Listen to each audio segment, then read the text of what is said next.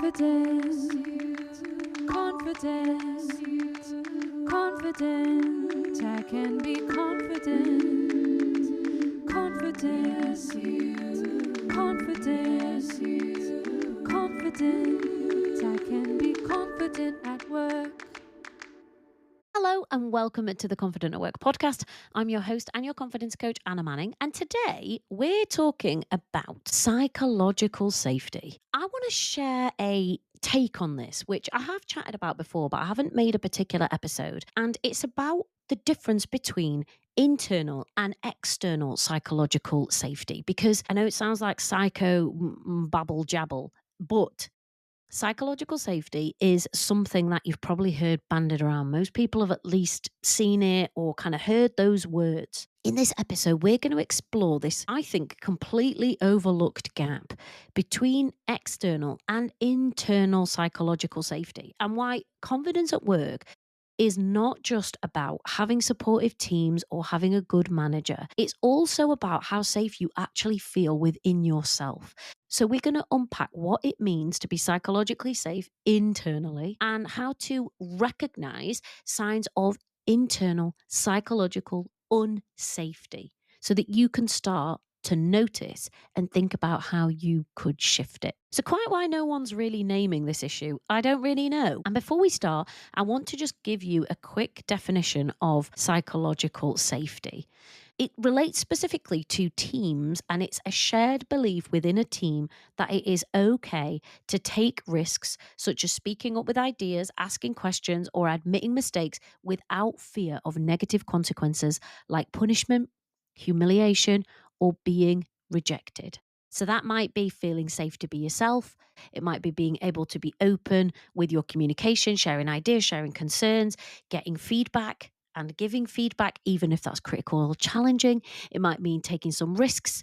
So calculated risks, trying new things, learning from mistakes, knowing that you won't be penalized for that. And all of the research seems to point towards something that in our hearts, I'm sure we all already know, which is that when you are in a team where you feel psychologically safe, you do better. Unbelievable, isn't it?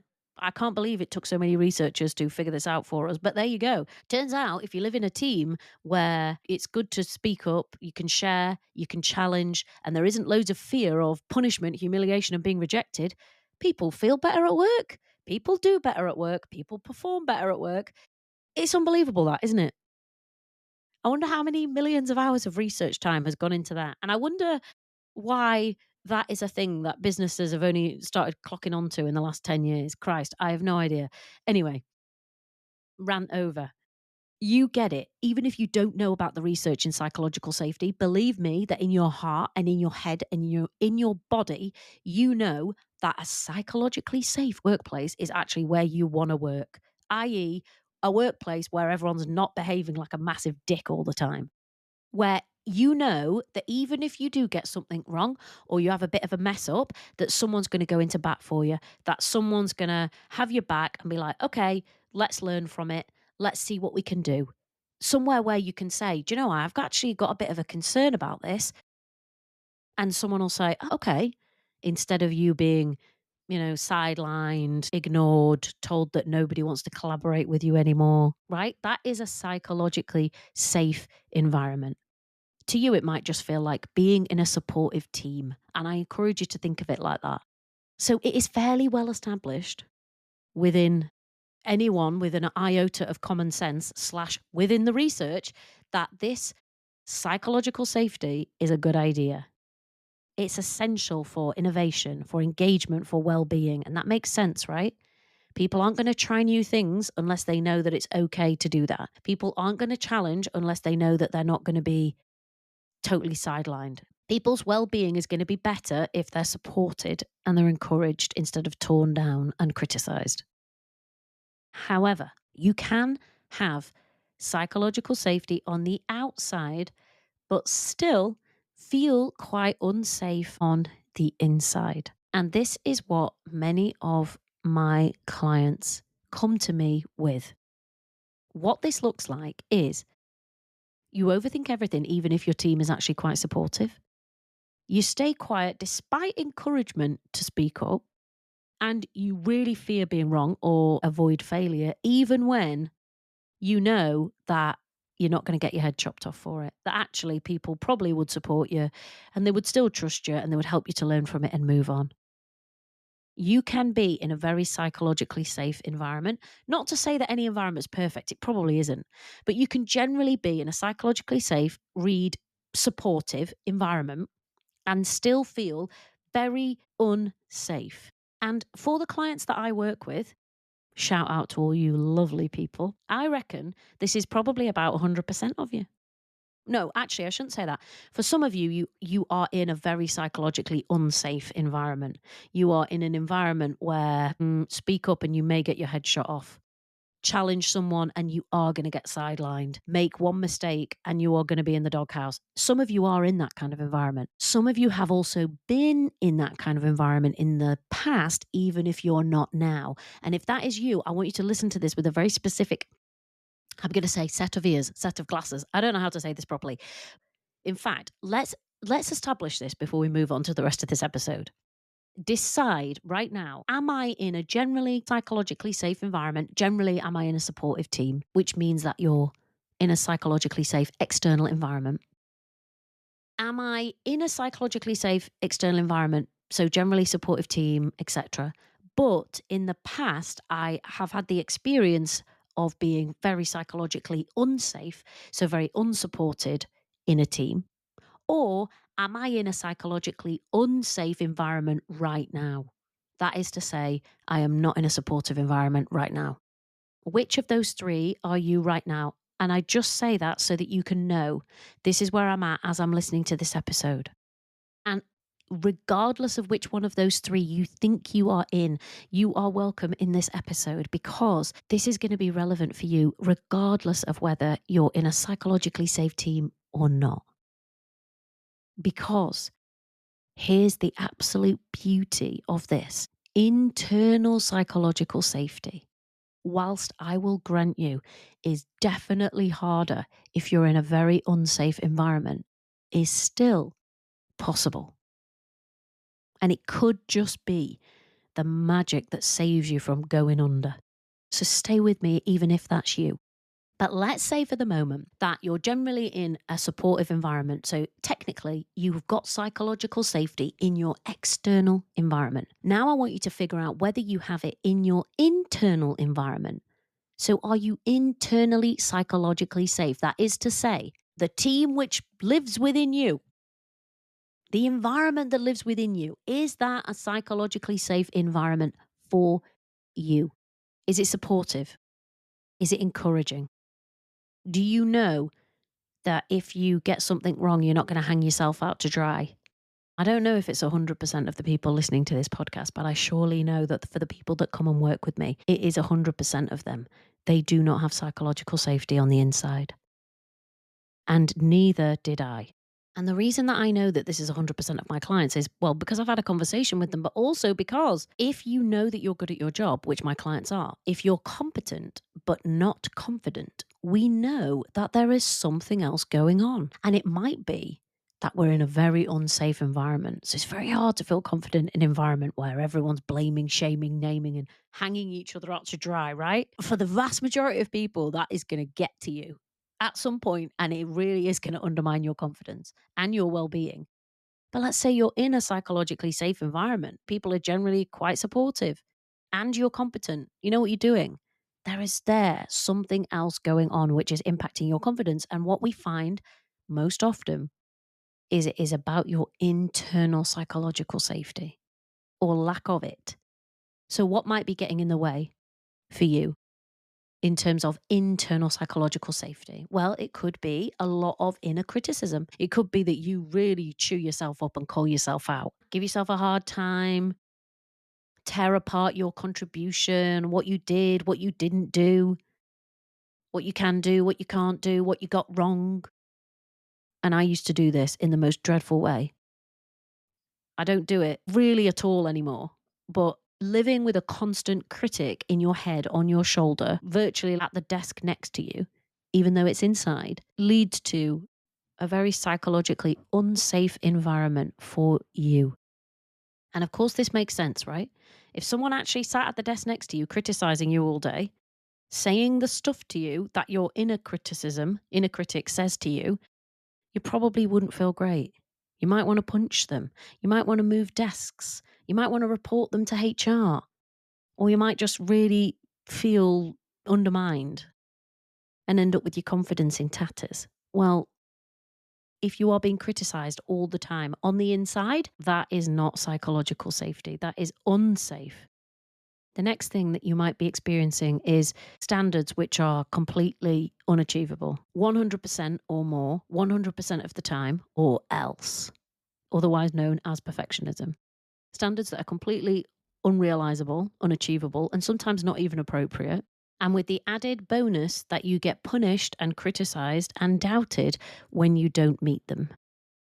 That is the opposite of psychological safety. That is psychologically unsafe. And that may also include remembering past experiences, right? So when something went wrong, when you had a failure, when you had a mistake, when there was an issue, all of that is still probably living somewhere in your emotional memory. And with that might come feelings of shame, rejection, being judged, doubting.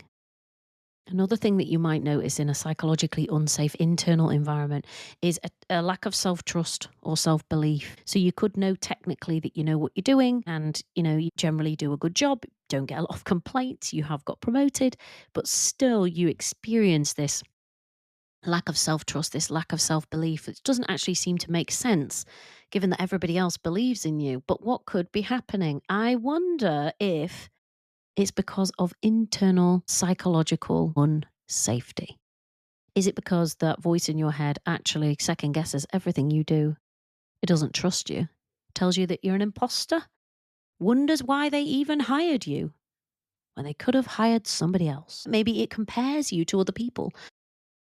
And you always come off negatively, of course. All of that happens within a psychologically unsafe environment. People are ruled by fear. And you might have been in this kind of environment, or you may even be in it right now. Our hearts, believe me, every person listening to this podcast, if you're in that environment right now, all of our hearts go to you.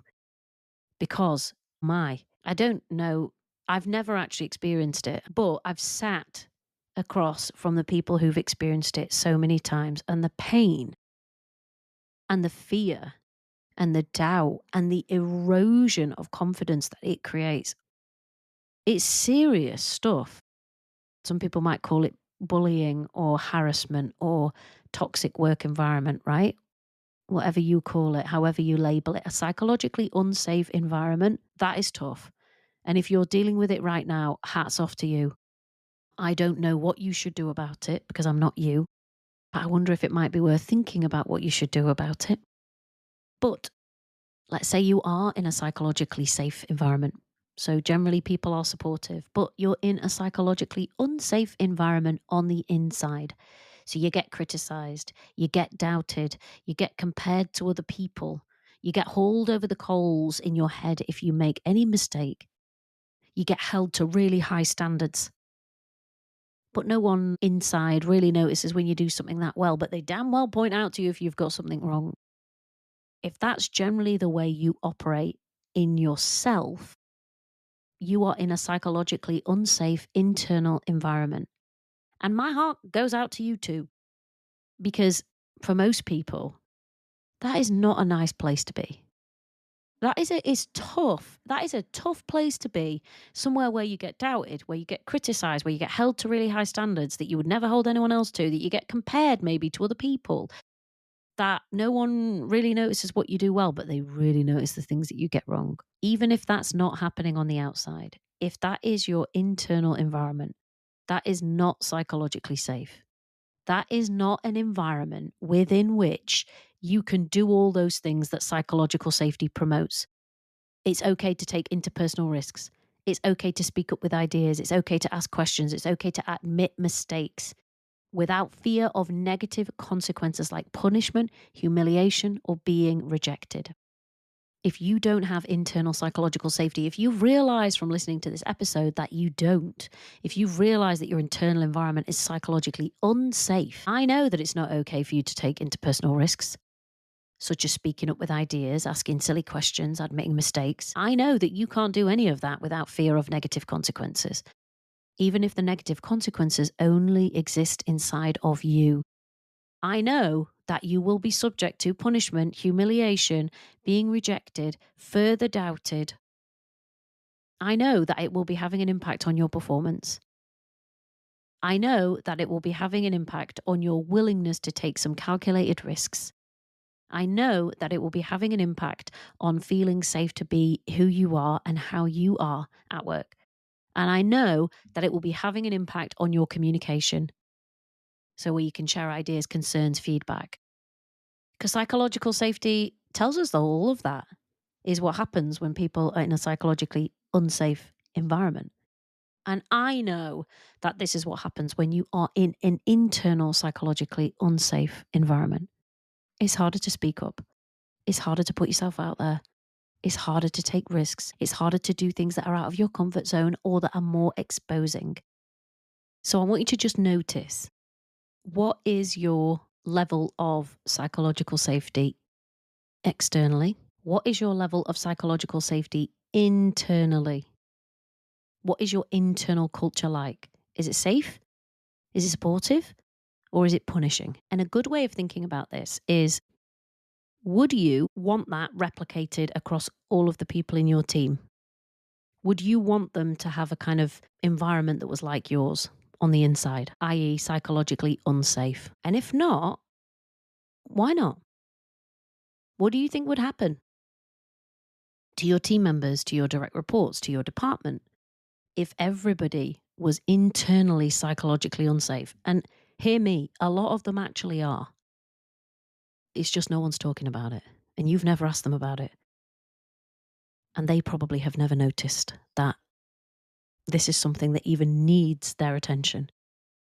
I think, for one, that this is a big issue that doesn't get talked about.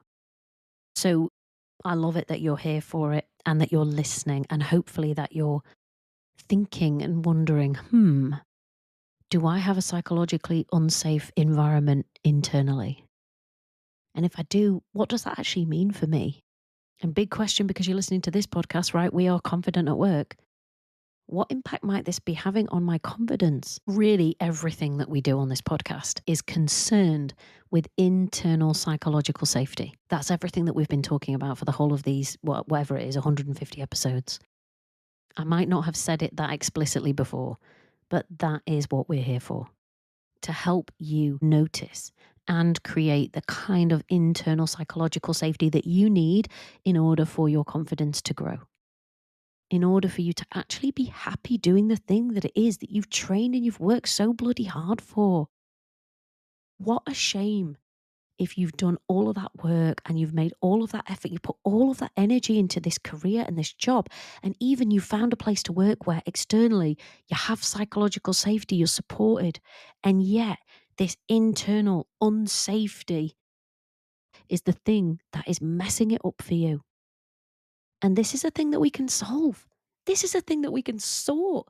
You can go from being very psychologically unsafe internally to being psychologically safe internally. And the reason I know that is because I've done it. And the reason I know that is because I watch every single one of my clients do it. Because that is how we do this change. That is how we help you to feel more confident at work. We create a psychologically safe internal environment for you. And if there is an element of external psychological unsafety, we help you to manage that. And a word for people who have been in a very psychologically unsafe, very unsupportive, maybe very toxic place before, and now you're in an environment that feels okay, that feels psychologically safe. Just be aware that you probably developed loads of really good coping mechanisms and solutions within your old workplace that help to keep you safe and help to keep you out of trouble. What you probably haven't noticed is you might have brought those with you into your new work environment that is psychologically safe. So there is special work for you to do, and it can be done, believe me, to gently and without any judgment, just notice some of those strategies that you've used in the past that were a great idea, in the place where it was very psychologically unsafe, and you might have brought those with you, and you might still be using them, even though you might not need them anymore. So in this episode, I'm just encouraging you to do nothing but notice. Do I have a psychologically safe or unsafe internal environment? That's it. And maybe actually chat to someone about this, especially if your workplace is concerned with good management, supportive culture, psychological safety, right? Whatever they call it, it probably means kind of the same thing.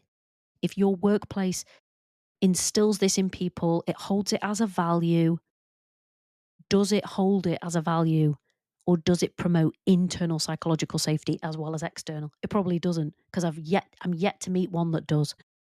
They think about the external and they completely ignore the internal. So just remember, there are 2 layers of psychological safety: external, within your team, within your department, within your organization, and internal, within you. Because confidence is not about being fearless, or at least not for me. It's about feeling safe enough to actually show up, do things, and say things without fear of terrible reprisals. And when you're internally psychologically safe, you can show up and do things and say things without fear of internal reprisals. And if this resonates with you and you think, oh, I've got a really unsafe internal environment, and you want to explore further whether I can help you to create the kind of environment where you can feel more confident at work, then go ahead, click the link in the show notes and book a time to speak with me. I'm happy to tell you whether I can help you or not. And last thing, if you haven't already taken the confidence assessment, that is going to help you to figure out exactly whether you've got an internally unsafe or safe internal environment. That's what that confidence assessment is secretly designed to find out. So head to the link in the show notes, take the assessment. It's free, and you will get some suggestions in your inbox as to how you can notice your internal environment and some of the stuff that you can start doing straight away, which is going to help you to shift it so that you can feel more confident at work. All right, I will see you in next week's episode. Bye. Confidence, confidence, confident. I can be confident. Confidence, confidence, confidence.